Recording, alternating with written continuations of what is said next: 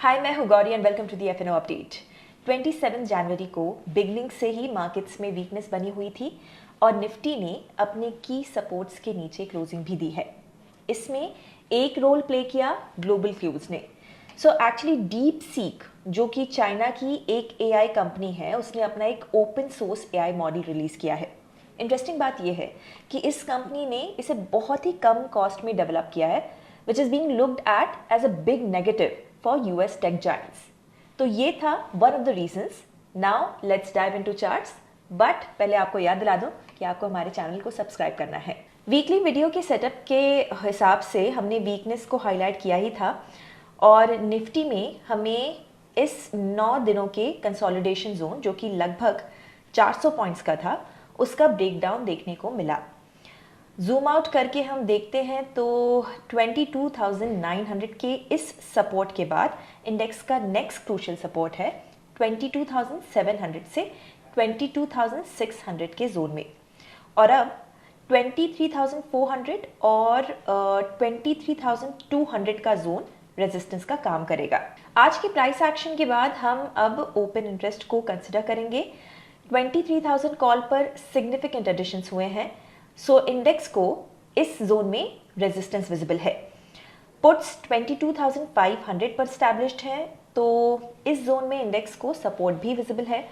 सो data के हिसाब से 23,000 का zone will act as resistance. Sensex ने तो क्लियरली प्रीवियस वीक के नीचे क्लोजिंग दी थी, जो कि वीकनेस का सिग्नल था।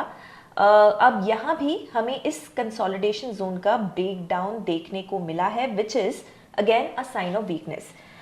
अब यहाँ पर अगर हम जूम आउट करें तो इंडेक्स अपने 75,000 के क्रूशियल सपोर्ट जोन के पास पहुँच गया है।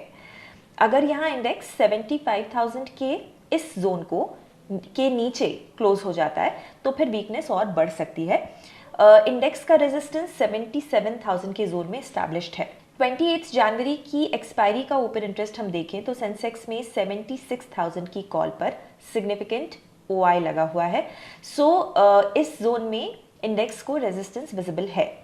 पुट बेस 74,500 पर दिख रहा है और साथ ही 75,500 की स्ट्राइक पर दोनों कॉल और पुट लगे हैं। अब डेटा को हम देखें तो ये कॉल साइड हैवी है विथ इमीडिएट रेजिस्टेंस अराउंड 76,000। चलिए अब हम कुछ स्टॉक्स देख लेते हैं जो कि फोकस में रह सकते हैं।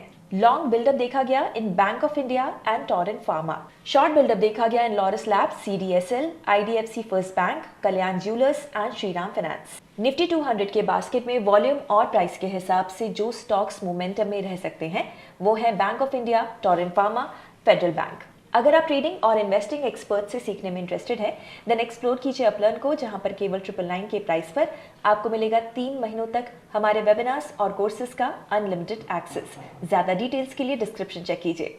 आपको ये वीडियो कैसा लगा हमें कमेंट्स में बताना बिल्कुल मत भूलिएगा। आपका फीडबैक हमारे लिए बहुत ज़्यादा इंपॉर्टेंट है, और साथ ही ये वीडियो अगर आपको अच्छा लगा हो तो इसे लाइक एंड शेयर भी ज़रूर कर देना।